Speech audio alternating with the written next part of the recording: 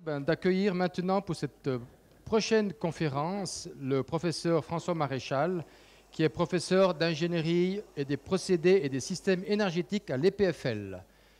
Monsieur Maréchal est classé dans le top 10 des chercheurs en Suisse dans ce domaine-là et il va nous faire une conférence avec un titre un peu provocateur: et si la Suisse devenait indépendante et neutre? Alors, quand il dit indépendante, c'est en énergie et neutre en CO2, si jamais, pour vous calmer tout de suite. Alors, professeur, je vous passe la parole. Merci. Oui, effectivement, donc je ne vais pas vous faire un message très politique et extrémiste. Je vais simplement vous présenter comment la Suisse peut devenir indépendante et neutre. Alors, pourquoi est-ce qu'on parle d'énergie? D'ailleurs, vous êtes tous vous avez tous vu plein d'éléments qui vous disent qu'il faut utiliser des énergies renouvelables, etc. Eh bien, vous avez raison, parce que en 1 heure et demie, le monde reçoit assez d'énergie pour fournir tous ses besoins d'une année. Donc ça veut dire que si on était capable de capter toute l'énergie solaire qui arrive sur la Terre, en un an, on aurait assez pour vivre 6500 ans. D'accord? Donc ça veut dire que le problème n'est pas le problème de l'énergie. Le problème, il va se trouver dans le fait que le soleil ne brille pas tout le temps et de la même manière pendant l'année, et qu'il va donc falloir gérer cette énergie. Le problème du système énergétique, c'est de gérer l'énergie. Alors, avant de dire comment est-ce qu'il faut faire pour rendre la Suisse indépendante et neutre, je crois qu'il serait bien de regarder ce que la nature a fait avec cette énergie qu'elle recevait gratuitement du soleil. En parenthèse, le soleil, c'est une centrale nucléaire qui n'est pas très dangereuse, hein. On doit quand même mettre une crème solaire pour se protéger des radiations, mais c'est une super centrale nucléaire qui nous envoie de l'énergie gratuitement et de manière très, très constante et fiable, hein.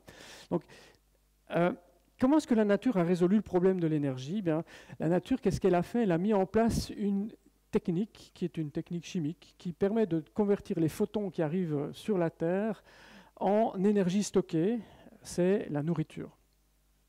Alors comment est-ce que la nature a fait ça? Elle a pris du CO2 qu'elle a trouvé dans l'atmosphère, elle a pris de l'eau qu'elle a trouvée sur la Terre, et elle a combiné une molécule de CO2 avec une molécule d'eau pour faire une molécule de biomasse, c'est un hydrate de carbone, qui est l'énergie stockée parce qu'elle a utilisé l'énergie du soleil pour le faire. Et en passant, elle a émis de l'oxygène qu'elle a remis dans l'environnement. Donc quand le soleil brille, la nature stocke de l'énergie. Alors, en fait, quand on regarde la biomasse, ce n'est pas que de l'énergie, c'est aussi des molécules qui sont structurées, hein. Donc là, il y a le tronc des arbres ou les tiges des plantes, c'est des molécules structurées. Et puis surtout, bon, la nature, qu'est-ce qu'elle a fait? Elle a fait un système de conversion et de stockage. L'avantage de ça, c'est que l'homme, quand il a faim, il peut prendre de la biomasse et il peut se nourrir, hein, et délivrer l'énergie dont il a convertir et exploiter l'énergie dont il a besoin. Alors, il a besoin d'énergie pour plein de choses, hein, pour se déplacer, pour faire les gestes. C'est 20% de l'énergie de l'homme est dépensée dans les muscles, 20% dans le cerveau. Et puis, il y a tout un système qui est mis en place pour ne pas être connecté en permanence sur notre tuyau de nourriture, hein. Le corps, lui aussi, fait de la gestion d'énergie à une autre échelle, hein. La biomasse, c'est plutôt l'échelle annuelle, tandis que le corps humain, c'est à l'échelle de la journée, hein. Et le système est en fait assez intelligent, puisqu'on fait du stock, hein. On produit de la graisse qui est densifiée de l'énergie, en fait, hein. La biomasse est à 20 lorsque la graisse est à 40.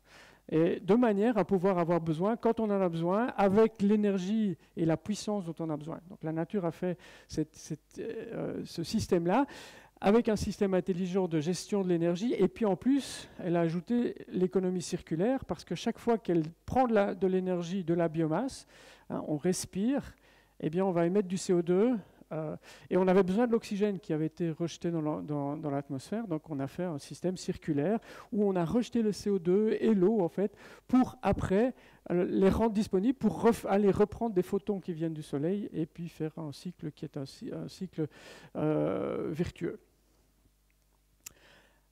On a tout appris, hein, quand on est là. D'accord ? On sait comment il faut faire. On fait la gestion de l'énergie à plusieurs niveaux, on peut faire des stocks, on a même de quoi faire des matériaux, donc tout est bien. Alors l'homme, en fait, comparé à ça, l'homme, qu'est-ce qui s'est passé? C'est qu'il y a une centaine de millions d'années, une partie de la biomasse a été capturée dans le sol. Il y a des plaques tectoniques qui bougent, il y a des planctons qui étaient dans le fond de la mer, et ils ont été captés dans des couches qui étaient étanches. Et la conclusion, c'est qu'on a, sous le sol, converti la biomasse en gaz, en charbon ou en pétrole. Puis l'homme a découvert ça. Alors malheureusement là, on ne va pas voir tout le schéma, mais l'homme a découvert cette ressource qui était une ressource cachée, c'est du carbone qui était dans l'atmosphère il y a 100 millions d'années, qui était sous forme qui avait des photons qui venaient du soleil en réalité. Et puis l'homme, il l'a pris, extrait, converti, distribué, reconverti pour finalement fournir les services dont il a besoin. Alors les services dont il a besoin, c'est quoi? C'est se déplacer, garantir son confort et produire. Alors quand il fait ça, en fait, le problème, c'est qu'il va prendre le carbone qui était dans la couche géologique et il va le remettre dans l'atmosphère, et c'est ça qui crée le problème du réchauffement climatique. Alors c'est dommage que vous n'avez pas tout là. C'est une publicité d'Exxon. En 1960, une publicité d'Exxon qui dit qu'ils sont très fiers de fournir chaque jour assez d'énergie pour faire fondre 7 millions de tonnes de glaciers. Une publicité, hein, donc on était très fiers d'utiliser le pétrole là, en 1960. D'accord ? Alors, malheureusement, de nouveau, vous ne voyez pas la super photo du glacier d'Arola, de la grotte de glace d'Arola qui s'est effondrée la semaine passée. Hein. En fait, ils avaient fait une erreur dans les calculs, parce qu'ils avaient calculé la quantité d'énergie qui était disponible dans le pétrole pour faire fondre la glace, comme si on avait pris 7 millions de tonnes de glace qu'on avait mis dans une chaudière et qu'on avait consommé le pétrole pour les faire fondre. Mais en réalité, ils ont mis du CO2 dans l'atmosphère. Et quand on regarde la quantité totale de glace qui a fondu depuis 1970 et qu'on la divise par la quantité de CO2 qui a été émise par le pétrole depuis 1970, eh bien on se rend compte qu'à chaque fois qu'on émet 1 kg de CO2 dans l'atmosphère, on fait fondre 7 kg de glacier. D'accord ? Donc je vais le traduire autrement. À chaque fois que vous consommez 1 litre d'essence, vous faites fondre 17 kg d'eau dans les glaciers. Ou à chaque fois que vous faites 100 km, vous faites fondre 100 litres ou 100 kg de glacier. Donc maintenant, chaque fois que vous prenez une voiture, vous devez penser au fait que vous allez faire fondre le glacier qui se trouve à Rolla. D'accord ? Alors, moi, je ne suis pas très fier en tant que scientifique parce que ça fait c'est en 1896, donc ça fait 130 ans qu'on sait que si on augmente la quantité de CO2 dans l'atmosphère, la température va augmenter. Il y a 130 ans que ça a été fait, et il avait calculé la bonne valeur. D'accord ? Donc ça veut dire qu'il y a 130 ans qu'on aurait dû crier. Hein, attention, si la concentration augmente, la température augmente. Et les pétroliers le savaient aussi. Ça, c'est une étude de 1982, donc c'est dommage que c'est pas bien présenté, mais en 1982, les chercheurs de Exxon ont démontré qu'en 2020, on aurait une concentration de CO2 dans l'atmosphère de 420 ppm, et on en a mesuré 421, et ils ont démontré que ça allait augmenter la température moyenne de la Terre de 1 degré, et c'est ce qu'on observe. 1982, étude de pétroliers.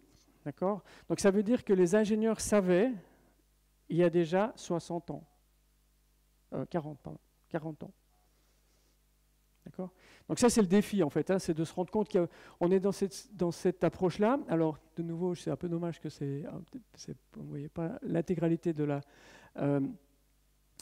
slide. Juste pour vous dire que le CO2 a des conséquences. Le CO2 a des conséquences parce qu'il y a des inondations. Le CO2 a des conséquences parce qu'il y a des feux. Il y a des sécheresses. Et les études montrent qu'aujourd'hui, à chaque tonne de CO2 qu'on émet dans l'atmosphère, nos enfants devront payer $200 ou 200 francs suisses pour compenser les effets, il faut reconstruire ce qui a été inondé, il faut replanter les arbres qui ont brûlé et il faut améliorer l'irrigation pour résoudre les sécheresses. Et un dernier élément qui, moi, me fait le plus peur, c'est qu'il y aura des zones dans le monde, il y aura des zones où le corps humain ne pourra plus se refroidir. Il fera trop chaud dehors pour que, même en transpirant, on n'arrivera plus à se refroidir. Tout ce qu'on mange fait de la chaleur. Hein. On sait qu'on a une température de 37 degrés qui est maintenue et qui est contrôlée parce qu'on arrive à échanger de la chaleur avec l'environnement. Vous savez que quand il fait plus chaud, vous enlevez vos vêtements. Plus il fait chaud, plus vous transpirez.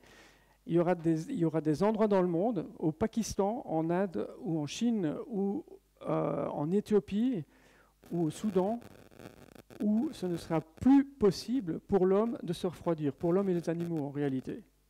La conséquence, c'est que ces personnes-là vont migrer. Ils n'auront pas le choix, ils ne vont pas se laisser mourir. D'accord ? Ils vont migrer. D'accord ?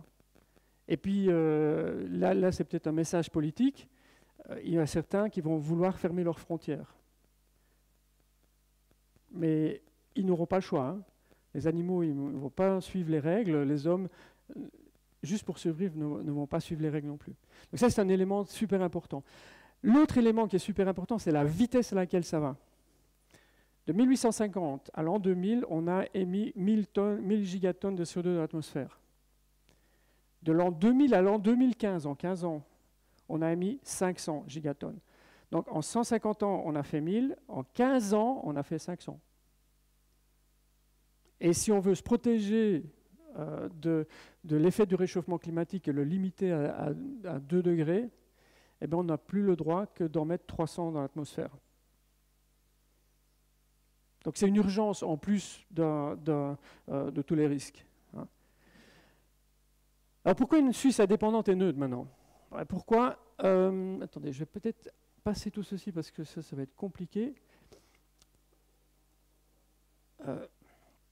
En fait, si on regarde le système que l'on utilise aujourd'hui et qu'on le compare au système que la nature avait mis en place, eh bien, qu'est-ce qu'on se rend compte? C'est que la seule différence qu'on n'a pas fait, on gère l'énergie. Hein. La raison pour laquelle on utilise du pétrole, c'est parce que c'est une énergie qui est facile à gérer, qui est facile à transporter et qui est facile à convertir et à stocker.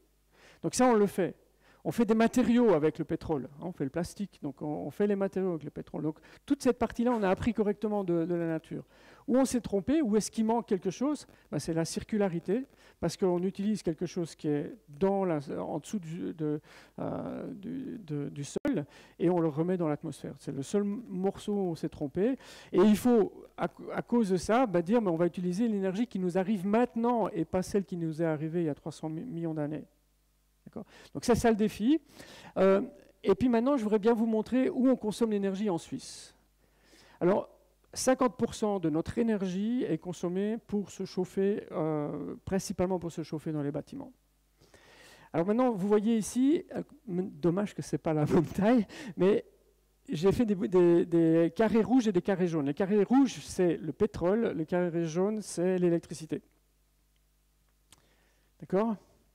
Alors, si vous voyez ça et que vous pensez à Poutine, vous voyez pourquoi il faut se dépêcher d'être indépendant et neutre. Hein, d'être indépendant en tout cas, parce que tous les rouges, c'est notre dépendance aux décisions de Poutine. C'est soit Poutine, soit nos amis arabes, soit les Nigérians. Hein. Non, mais les États-Unis, ils n'exportent pas beaucoup de pétrole, hein, ils le gardent pour eux. Ils ont tendance plutôt à importer des autres pour garder les trucs chez eux. Ils sont assez malins pour ça. Mais par contre, alors tous les rouges, c'est le risque pour nous. Hein. D'accord ? Et alors je voulais là, quelque chose que je ne vois pas sur la slide, hein, c'est que dans les carrés jaunes, donc c'est la partie qui est la partie électricité. Hein, donc on en voit, il y a à peu près 5 morceaux jaunes ici.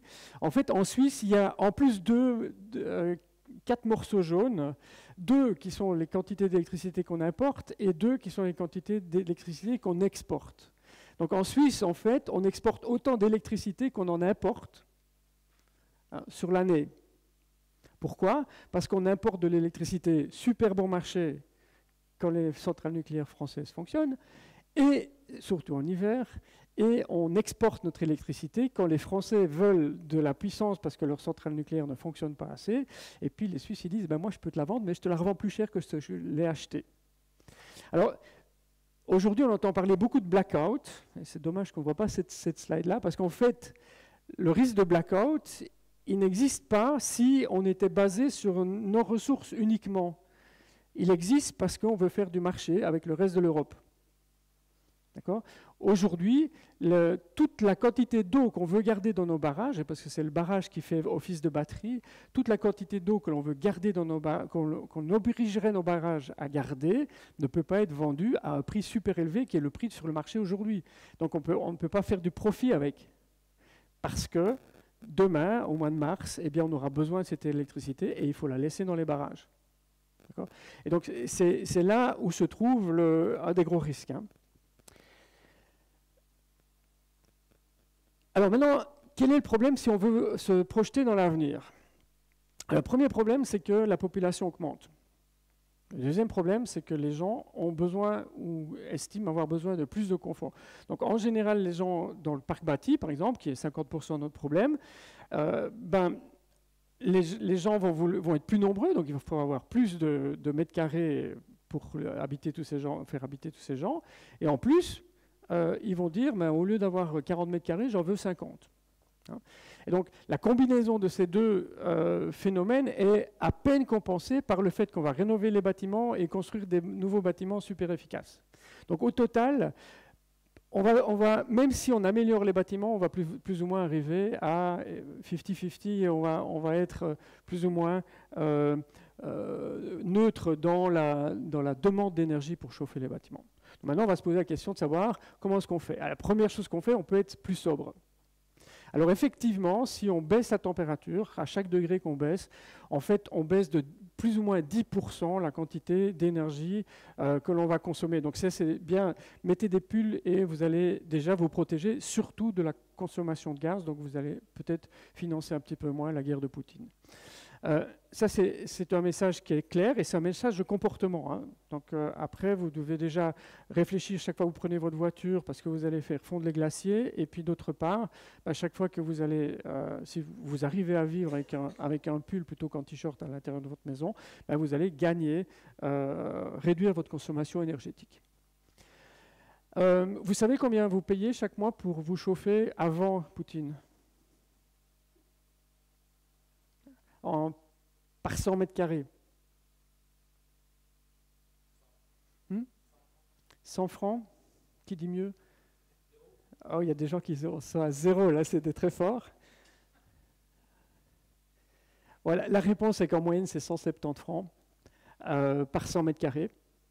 C'est 170 francs, dont 140 francs pour acheter de l'énergie. Et 75% de ces 140 francs, c'est de l'énergie qu'on donne alors pour le moment, c'est plutôt vers Poutine ou vers d'autres, donc c'est pas très reluisant, mais bon, on a un parti politique qui nous encourage à le faire. Et puis souvent, il faut aussi racheter la chaudière, que tout le monde oublie, parce qu'elle est toute petite, donc c'est en dessous, mais c'est 30 francs par mois pour 100 mètres carrés, pour rembourser la chaudière qu'on a achetée. Alors celui qui disait zéro, en fait, il a oublié de compter qu'il fallait rembourser le système énergétique. Et en fait, ça émet beaucoup de CO2. Alors, malheureusement, ouais. 1830, donc tout à l'heure, je disais 1896 pour les scientifiques, 1830 pour les ingénieurs. C'est une formule que tous les ingénieurs doivent avoir appris à l'école. C'est la formule d'un thermodynamicien français qui dit que pour chauffer une maison à 20 degrés lorsque la température à l'extérieur est zéro, eh bien, pour fournir 10 unités de chaleur, il faut dépenser 1 unité d'électricité. Le reste vient de l'environnement. Avec ma chaudière, je dépense 11 unités pour faire 10. Hein. Mais il y a quelqu'un qui nous a dit, il y a 2 siècles, qu'on devrait normalement utiliser que 1. Et comment est-ce qu'on le fait aujourd'hui? Eh bien, on le fait en mettant dans ma maison une pompe à chaleur. Alors, je ne vais pas aller jusqu'à 1, mais je vais presque arriver à 2, si j'ai une bonne pompe à chaleur. Et en plus, si j'ai isolé la maison, ben, j'aurais déjà réduit la quantité d'énergie que je dois faire. Et puis si j'ai en plus accepté de me promener avec un pull, ben, j'en ai encore moins besoin d'énergie et donc moins besoin d'électricité. Et puis évidemment, qu'est-ce que je vais faire? Je vais faire cette électricité avec des panneaux solaires que je vais mettre sur le toit. Et les panneaux solaires, aujourd'hui, le panneau solaire industriel, c'est la manière la moins chère de produire de l'électricité. C'est 4 fois moins cher de produire de l'électricité avec un panneau solaire qu'avec le prix garanti à EDF pour la dernière centrale nucléaire qu'ils ont installée en Angleterre. 4 fois moins cher. Donc maintenant, ça veut dire que le panneau solaire, il peut être utilisé pour entraîner ma pompe à chaleur, sauf que le problème, c'est que le soleil brille quand je n'ai pas besoin d'être chauffé. Donc en fait, il n'y aura qu'une partie de l'énergie du panneau solaire qui pourra être utilisée pour entraîner ma pompe à chaleur. Il y aura toute une partie qui va être utilisée, alors ça c'est des animations que vous ne voyez pas, mais vous allez devoir importer de l'énergie lorsque le soleil ne brille pas. Donc vous êtes connecté sur le réseau pour faire tourner votre pompe à chaleur quand le soleil ne brille pas. Et puis vous allez aussi dire, ah mais ce serait très bien si Aiken me rachète l'électricité que je produis en trop parce que j'en ai pas besoin. Donc vous devez être connecté sur le réseau électrique. Et en gros, c'est un tiers, un tiers, un tiers. Donc un tiers d'import, un tiers d'autoconsommation et un tiers d'export. D'accord? Donc ça c'est et puis on va essayer de maximiser en fait la quantité d'énergie qu'on va essayer d'autoconsommer en opérant de manière, alors on appelle ça smart, donc c'est les smart systems, qui sont des systèmes qui vont faire une coordination entre le soleil qui brille et le service énergétique dont j'ai besoin. Alors pourquoi est-ce qu'on fait ça? Comment est-ce qu'on fait ça, pardon? On va essayer de savoir quand vous êtes à la maison pour ne pas vous chauffer quand vous n'êtes pas là. On va essayer de comprendre quand vous faites la lessive pour ne pas faire fonctionner la pompe à chaleur quand vous faites la lessive.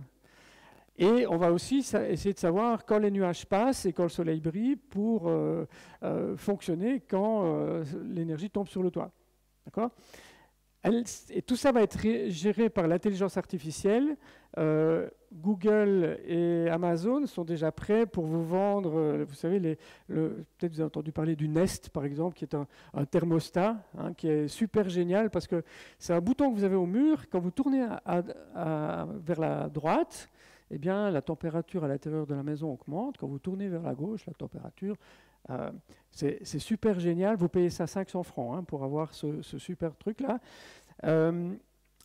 C'est super embêtant d'aller au mur, donc on va dire, mais non, mais vous n'allez pas le faire au mur, vous allez prendre votre téléphone, et puis chacun va pouvoir dire s'il a chaud ou s'il a froid, maintenant quand je suis avec le téléphone. Mais l'avantage, c'est que quand vous l'avez connecté avec le téléphone, lui, il sait où vous êtes. D'accord ? Et puis le super machin que vous avez payé 500 francs, après 3 semaines, vous n'y touchez jamais plus. Pourquoi ? Parce qu'il sait... Qu'est-ce que vous préférez? Il sait quand vous êtes là, il sait où vous êtes, donc il peut préparer. Et quand vous arrivez dans la pièce avec ce thermostat, il fait toujours la température que vous aimez bien. Et il va même faire un compromis si vous êtes 2 ou si vous êtes tout seul. Donc les préférences de monsieur, madame vont être aussi intégrées par l'intelligence artificielle. Mais lui, il va aussi savoir quand le soleil brille. Et il pourra même aussi savoir les prix qu'Aiken propose à toutes les heures de la journée et de la nuit. Et donc, il va opérer le système pour être malin. Et puis, comme on va être très malin, on va rajouter des systèmes de stockage. Donc, on ne va pas faire l'eau chaude directement quand on en a besoin, mais on va faire un réservoir d'eau chaude. Et puis, on va aussi rajouter peut-être une petite batterie, pour être sûr. D'accord ? Donc, ça, c'est le nouveau système. Alors maintenant, quand on fait... c'est dommage, de nouveau. Quand on fait le calcul de combien ça coûte la même chose. Enfin, avec les prix avant Poutine, ça coûte la même chose. Donc, vous payez la même chose pour vous chauffer avec une chaudière et acheter beaucoup d'énergie, ou que vous vous chauffez avec des panneaux solaires que vous avez mis sur le toit et une pompe à chaleur et la rénovation que vous avez faite de votre bâtiment. Ça coûte la même chose, sauf que au lieu de payer pour acheter de l'énergie, vous payez pour rembourser des investissements. D'accord ? Ça veut dire que maintenant, c'est un nouveau modèle d'affaires qu'il faut penser quand on chauffe la maison, parce qu'il faut rembourser un investissement et il faut négocier avec le gestionnaire d'énergie qui nous prend ce qu'on a en trop et qui nous le rend à un autre moment. D'accord ? Donc ça, il va falloir apprendre à réfléchir autrement. Moi, je suis dans une PPE, j'ai dit qu'il faut mettre des panneaux solaires et une pompe à chaleur. Et on m'a dit, le fonds de rénovation n'est pas assez grand. Et je dis, oui, mais ma facture, elle va baisser très fort. Donc, mettons toute l'économie que je fais sur la facture dans le fonds de rénovation pour rembourser l'investissement. Hein. Puis le mieux, ce serait quand même que la banque nous prête l'argent plutôt qu'il prête l'argent aux pétroliers pour extraire du pétrole. Mais ça, c'est un autre problème. Et puis l'autre chose aussi, c'est que bon, Poutine, il a changé la donne parce que lui, il nous a dit qu'il fallait faire la solution la plus efficace en énergie renouvelable et être indépendant. Hein. Donc il n'y a aucun problème. Alors ce dessin-ci, de nouveau, c'est dommage qu'on ne le voit pas en entier. Ça, c'est une étude qu'on a faite pour voir quelle est l'influence des prix de Heiken sur les investissements que je vais faire. Donc si Heiken me donne un prix élevé pour reprendre mon électricité, je vais avoir tendance à acheter des panneaux solaires et acheter une pompe à chaleur qui les utilise parce qu'il y a un grand prix d'achat d'électricité. Chaque fois que je l'autoconsomme, j'évite de l'acheter. D'accord ? Alors ce qu'on a montré, c'est que les prix d'Heiken disent combien de panneaux solaires on va acheter, si on est rationnel. Et puis ce qui est intéressant, c'est qu'avec les nouveaux prix d'Heiken, eh ben, la réponse c'est vous pouvez remplir vos maisons de panneaux solaires, c'est toujours rentable. D'accord ? Et vous ne dépendez plus de personne, hein, sauf pour la gestion, qui est Heiken, qui est a priori dont vous êtes directement propriétaire, hein, puisque ça appartient à l'État. L'autre chose qui est intéressante, parce qu'on entend souvent parler de Netflix, hein, l'impact de Netflix. Alors Netflix, ça va devenir quelque chose de super important à l'avenir, parce que nos ordinateurs ne seront plus à la maison, mais tous les calculs se feront sur des data centers. Et ce qui est prévu, c'est qu'en 2050, on va dépenser plus d'électricité pour produire les données que d'énergie dont on a besoin pour l'eau chaude.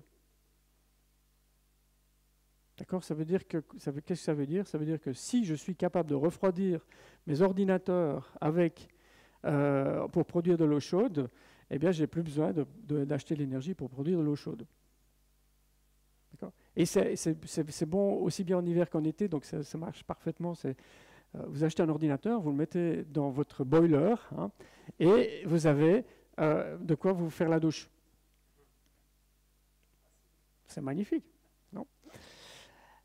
Et quand on regarde, alors c'est nouveau, c'est des calculs qui ont été malheureusement un peu effacés, mais si on rajoute, donc maintenant je vais regarder, c'est une maison avec un ordinateur qui fournit des données à la banque, qui fait des calculs statistiques avec ces ordinateurs, c'est une pompe à chaleur qui fournit la chaleur qui n'a pas été la chaleur du data center, j'ai des panneaux solaires sur le toit donc, qui permettent de faire de l'énergie verte pour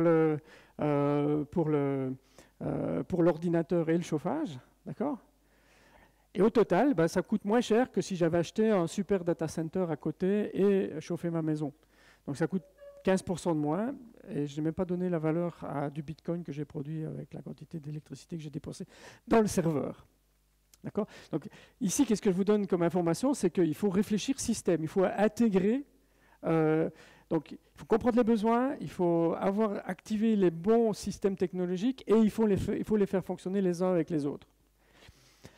Alors, ce qu'on montre en plus, alors juste pour votre information, et puis là, il y avait une information politique en dessous, c'est que si on couvre 64%, pas 100%, 64% de tous les toits suisses, on a assez pour rendre la Suisse indépendante et neutre. D'accord ? Donc on n'a pas besoin d'aller mettre des panneaux solaires dans les alpages. D'accord ? Avec 64%, donc ça veut dire que 2 maisons sur 3 sont couvertes de panneaux solaires, juste sur les toits. Hein. 2 maisons sur 3 sont couvertes de panneaux solaires, et c'est assez. Mais il faut le faire. Alors on en aura assez, oui.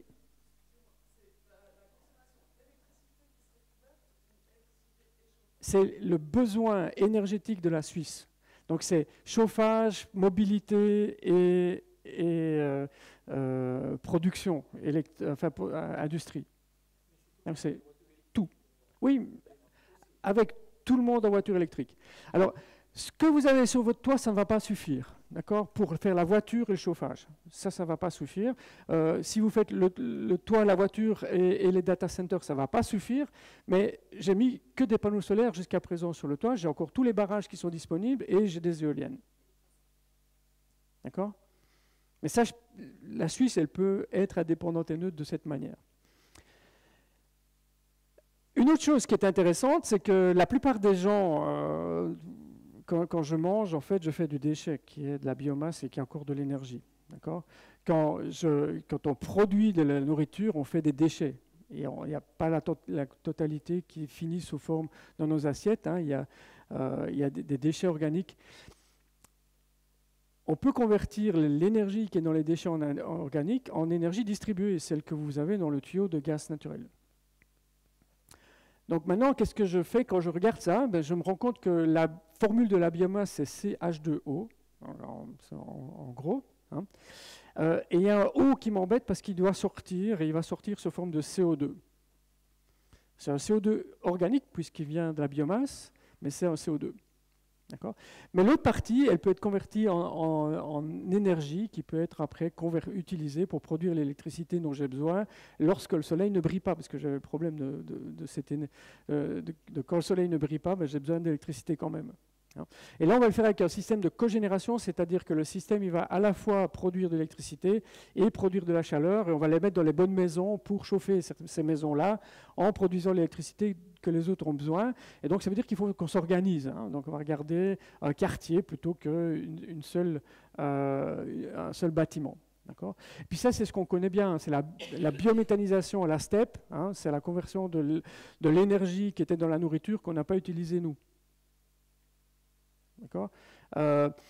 Les déchets organiques hein, qu'on a mis à la poubelle, on peut les convertir en énergie. Et on peut être plus efficace que la biométhanisation. On peut doubler la productivité si on utilise des technologies thermochimiques.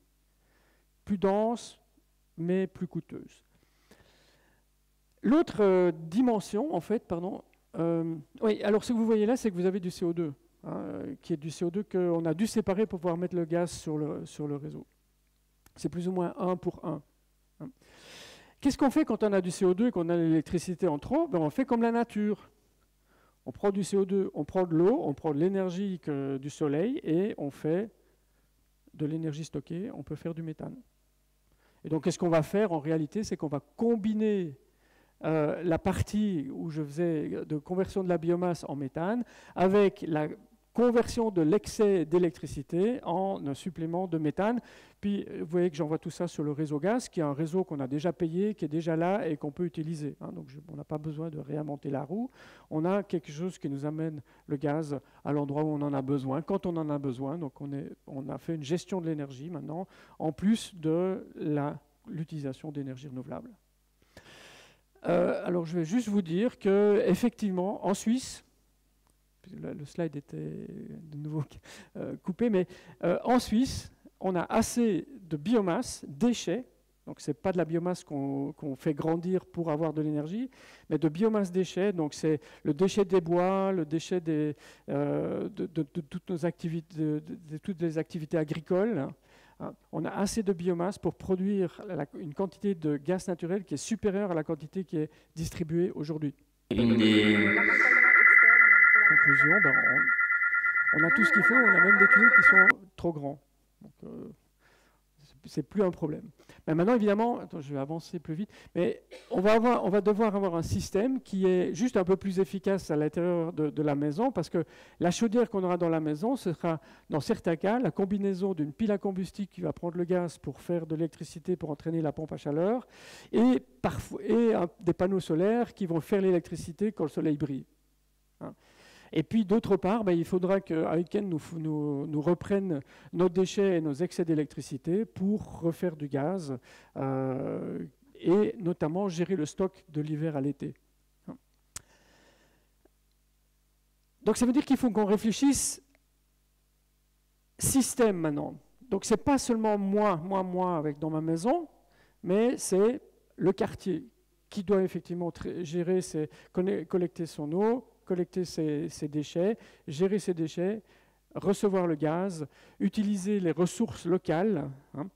Alors, ce qu'on a fait, malheureusement, ma slide est coupée, mais ce que vous devez savoir, c'est qu'avec les mêmes prix au transformateur du quartier, qui est celui qui est à votre maison, eh bien, Heuken va induire 40% plus d'investissement chez vous. Donc parce que il y en a certains qui auront intérêt à acheter des panneaux solaires pour faire fonctionner la pompe à chaleur du voisin. Donc on va avoir un partage d'investissement dans un quartier. D'accord ?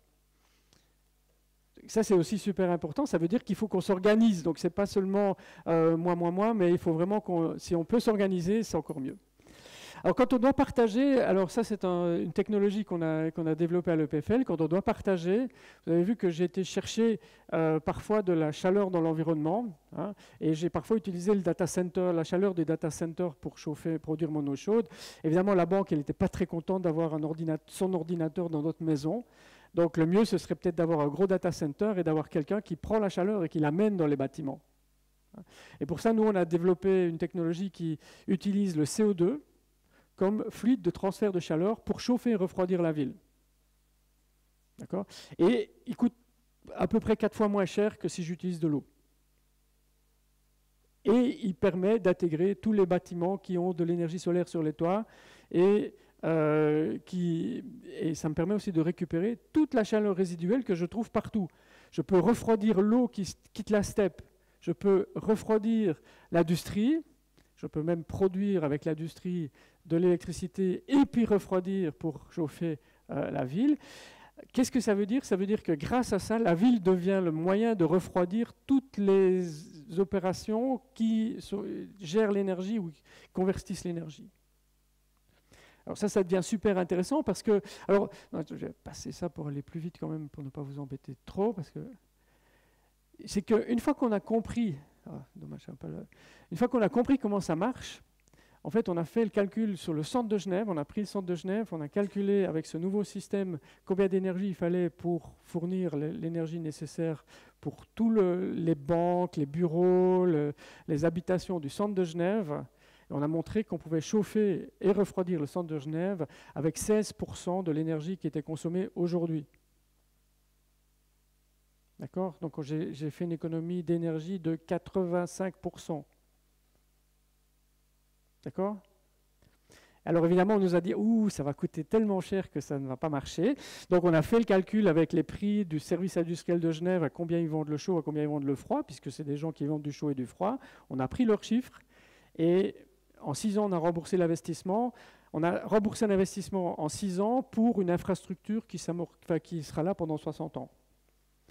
Le plus rigolo, c'est que quand on a pris les mêmes prix de chauffage et de refroidissement qui étaient proposés par Genève, ils perdaient de l'argent en fait. Donc ici, le système, il est rentable. Alors il est rentable surtout lorsqu'on va mettre des panneaux solaires sur le toit. D'accord ? Parce que maintenant, dans les 16% qui restent, c'est l'électricité, et un tiers de cette électricité-là peut être directement utilisée pour chauffer la ville.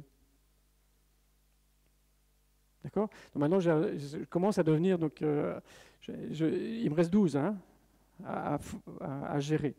Mais j'ai mes déchets des personnes. Hein. Et donc, qu'est-ce qu'on a proposé ? Qu'est-ce qu'on peut faire ? C'est prendre une pile à combustible qui utilise du méthane pour fournir l'électricité lorsqu'il n'y a pas de soleil. Je vais réutiliser la quantité d'énergie de chaleur qui est disponible, comme ça va permettre de faire fonctionner moins mes pompes à chaleur. Et en plus, cette pile à combustible-là, c'est une pile à combustible qu'on a brevetée, elle permet de séparer le CO2. Et puis c'est super parce que si j'ai le CO2 qui résulte de la combustion, en fait, je peux le remettre dans mon tuyau, puisque j'ai un tuyau. D'accord ? Et je vais le ramener sous forme liquide. Et puis là, il va attendre que le soleil brille trop sur mes toits pour prendre l'excès d'électricité et refaire du méthane que je vais stocker. Et donc grâce à ça, en fait, on a montré qu'on pouvait rendre la ville 100% autonome.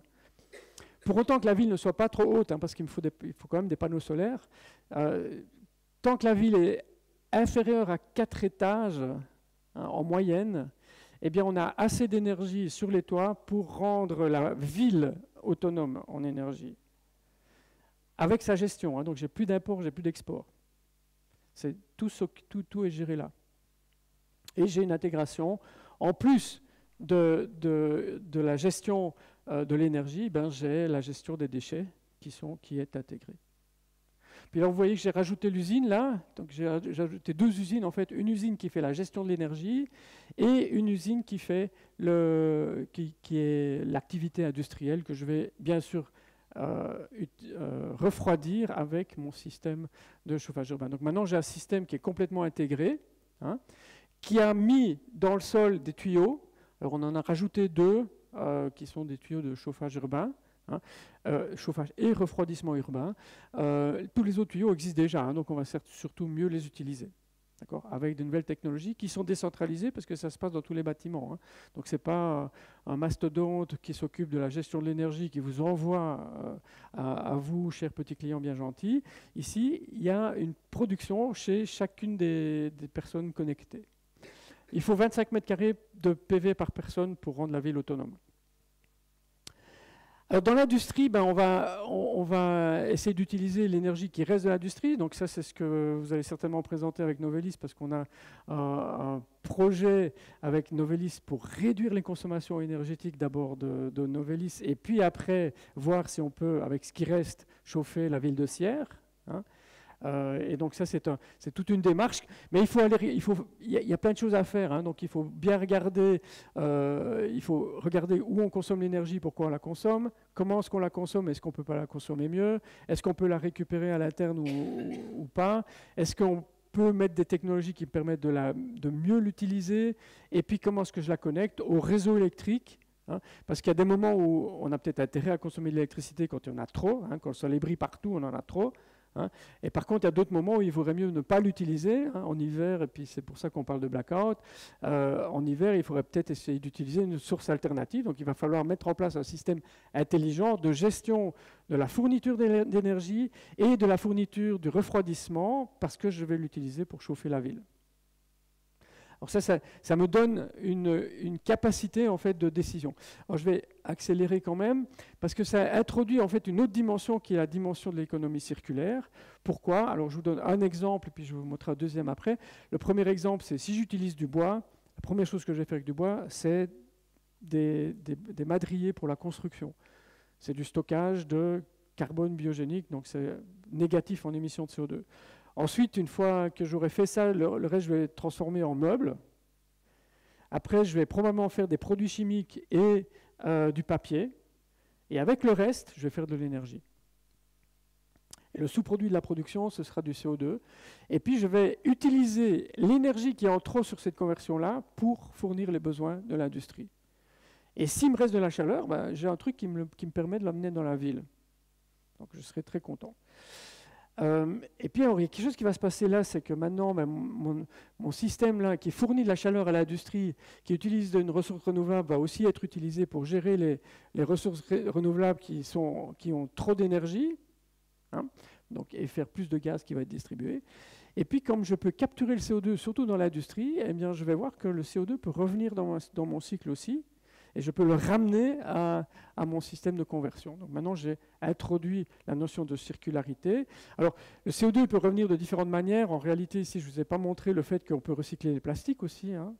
Donc, on peut reprendre le plastique et au lieu de le brûler, on peut le reconvertir en plastique.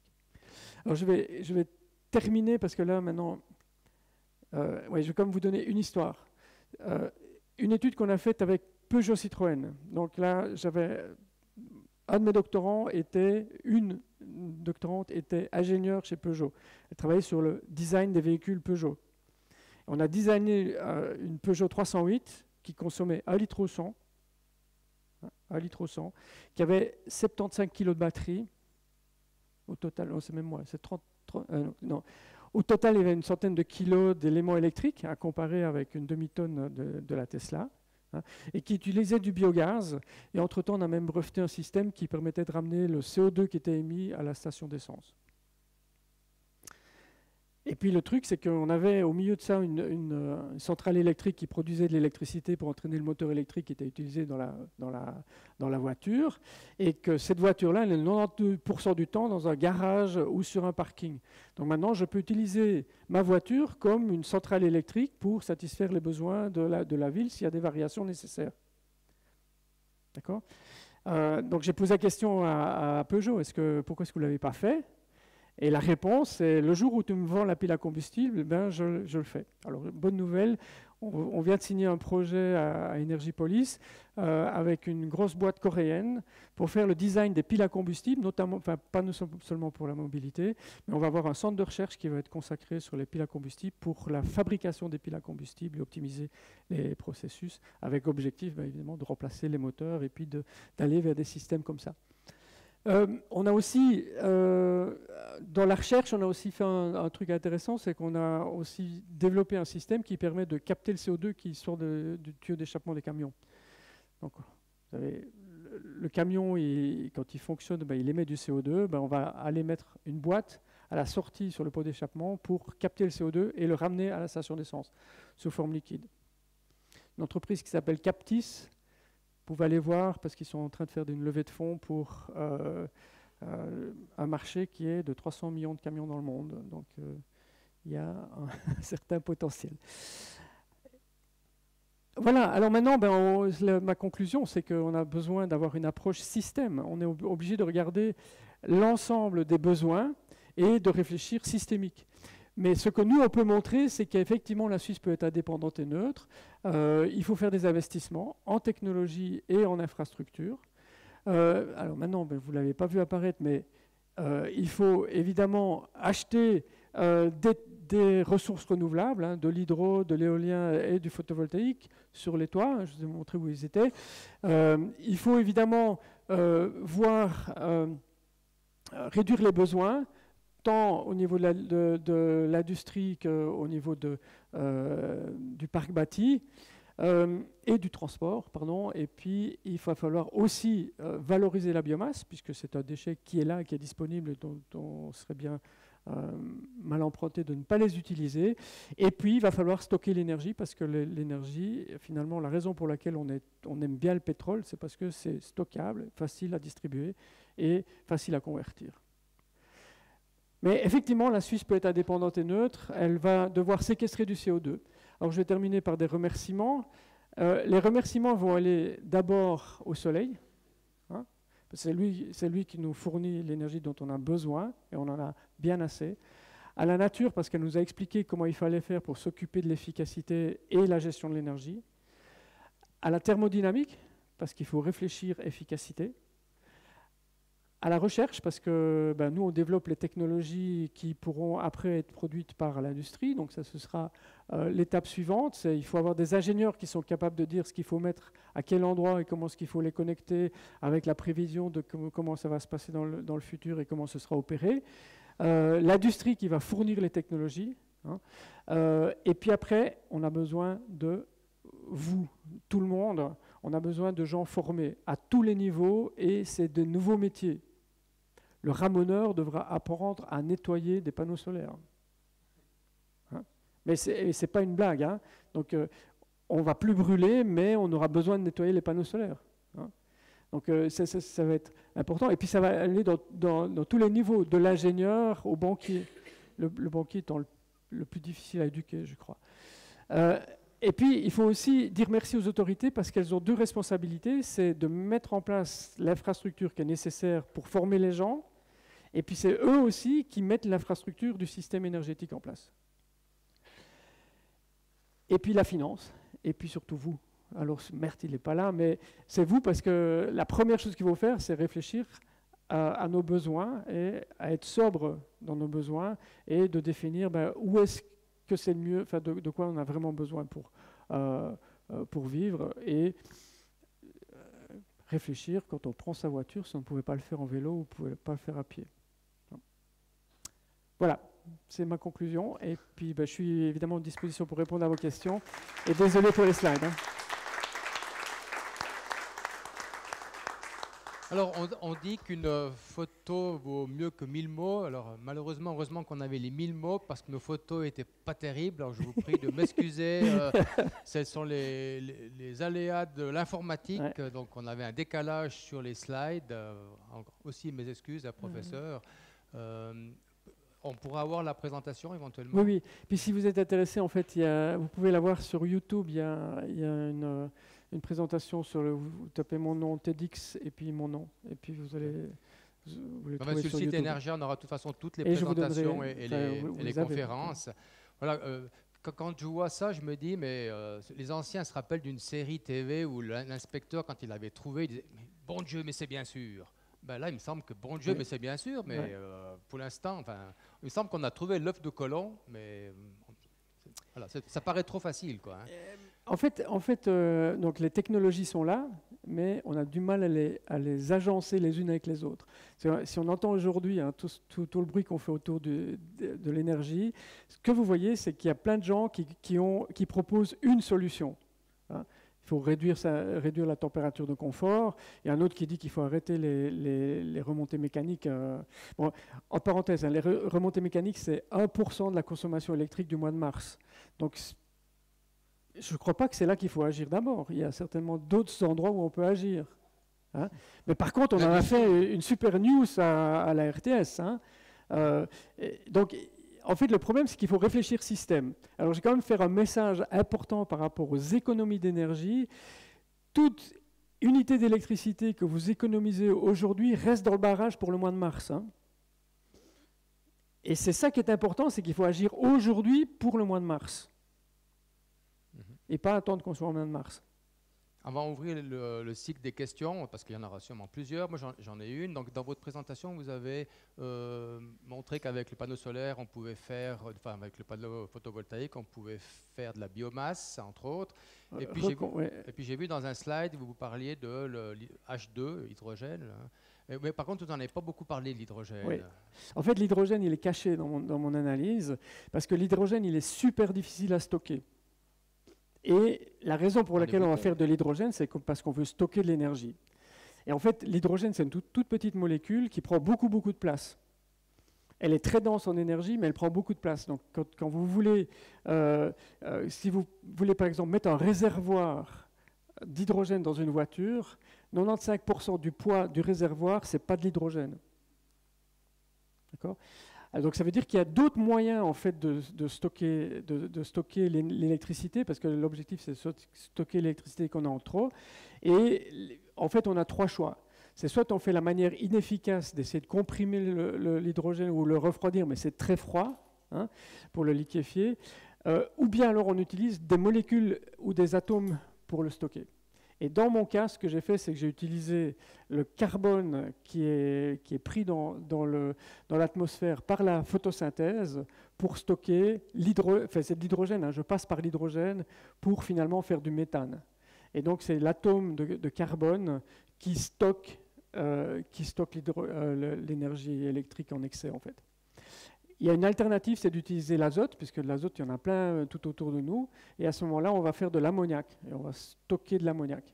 Le problème, c'est que l'ammoniac, ça sent, je vois que, on sait. Donc, en fait, c'est toxique, donc ça veut dire que c'est plus difficile à gérer. Et donc, il est possible, dans nos calculs, il y aura une compétition entre les systèmes qui sont basés sur le gaz naturel ou les carburants liquides, parce qu'on peut faire du méthanol aussi ou du DME. Et l'ammoniac, surtout pour les bateaux. Parce que là, ce sera moins embêtant et plus facile à gérer du point de vue industriel. Mais l'hydrogène, alors nous, dans tous les calculs qu'on fait, il n'apparaît jamais chez les êtres rationnels d'un point de vue économique. Après, on peut faire plein de... Voilà qui est dit. Alors, j'ouvre les questions. Qui aimerait interpeller le professeur? Voilà.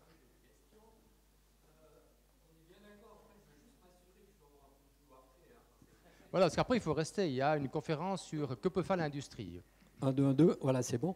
Donc, je voulais juste m'assurer d'avoir un peu de travail après. Donc, si j'ai bien compris, on a dit ce matin hein, qu'une personne en Suisse générait à peu près 4 tonnes de CO2 par année. Okay.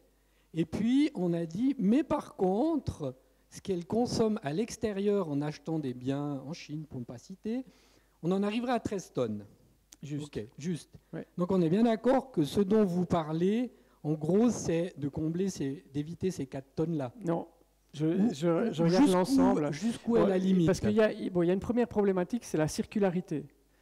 C'est-à-dire que Novelis, il ne va pas aller faire recycler son aluminium à l'autre bout du monde parce qu'il a gagné 5 centimes sur le prix du kilowattheure. Donc le fait qu'on va commencer à recycler va faire qu'on va raccourcir la chaîne logistique parce qu'elle doit aller dans les deux sens dans une économie circulaire, alors qu'aujourd'hui elle va dans un seul sens. Donc, oui, tout à fait. Donc ça, c'est une première partie de la réponse. La deuxième, c'est que tout ce que je fais avec Novelis, puisqu'on travaille ensemble, donc on travaille avec Novelis pour faire l'aluminium zéro, donc c'est le Net Zero Lab, l'aluminium zéro émission. Il est clair que tout ce que je dis à mon collègue suisse est diffusé au reste du monde et que toutes les solutions qui seront mises en œuvre en Suisse seront mises en œuvre par Novelis, qui est un des leaders mondiaux dans la production d'aluminium. Donc ça veut dire que je vais avoir l'effet là-bas. Et puis évidemment, moi je ne suis pas limité à la Suisse. Les résultats que je vous ai montrés, par exemple, on a fait une étude avec, on est en train de terminer une étude pour l'Union européenne où on a étudié comment réduire les émissions de carbone de toute l'industrie européenne. Donc on fait le même exercice à la Suisse et puis après on le fait à tous les autres pays qui ont beaucoup plus d'activités industrielles que la Suisse. Parce qu'on pourrait dire aussi qu'on envoie toute la production à l'extérieur pour réduire nos émissions de CO2, mais ce ne serait pas très malin. Merci. D'autres questions? Oui, monsieur. Monsieur Jean Tison. Oui, merci, professeur Maréchal, c'est toujours brillant comme d'habitude. Donc, ce que j'aime bien, c'est comme disait le président Cotanius, c'est qu'effectivement, quand on montre ce système-là, on dit, il n'y a plus qu'à faire, quoi. Finalement, on a tout, technologiquement, on a tout. Alors, j'essaye aussi d'un peu vendre ma solution, mais on est d'accord que ce système-là, il se voit très bien d'une partie. Quand on veut étudier un système, il faut que ce soit quand même le plus petit possible. Donc, ce serait très bien que ce soit décentralisé au niveau des communes, par exemple. Oui. Comme vous l'avez dit, ça ne peut pas être un privé, mais ça peut être un quartier. Mais l'idéal, ce serait que ce soit une commune, mais pas non plus à un échelon national. Donc, si, par exemple, on a une commune et puis qu'on a le système de financement, on a bouclé la boucle. Alors, Vétro et Energia. Voilà. Et puis, non mais alors, je vais vous suivre dans cette direction-là, sauf que ce que j'ai dit, c'est que toutes les technologies sont interconnectées par des réseaux. Et donc, en fait, on passe d'une maille à une autre.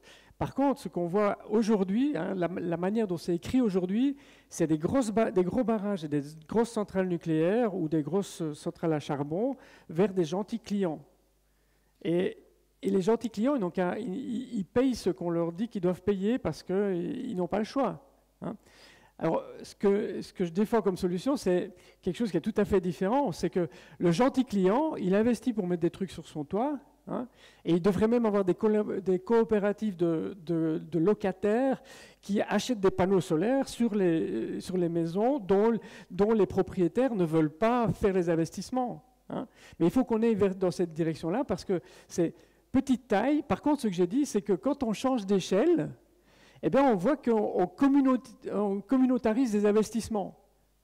Moi, je mets des panneaux solaires sur mon garage qui est super bien exposé au soleil, mais j'ai personne qui consomme de l'électricité en dessous, donc je vais la vendre à mon voisin qui, lui, a une maison qui est super ombragée et pour lequel ce n'est pas intéressant de mettre des panneaux solaires sur le toit, ou bien qu'il y a une maison qui est sous restriction architecturale.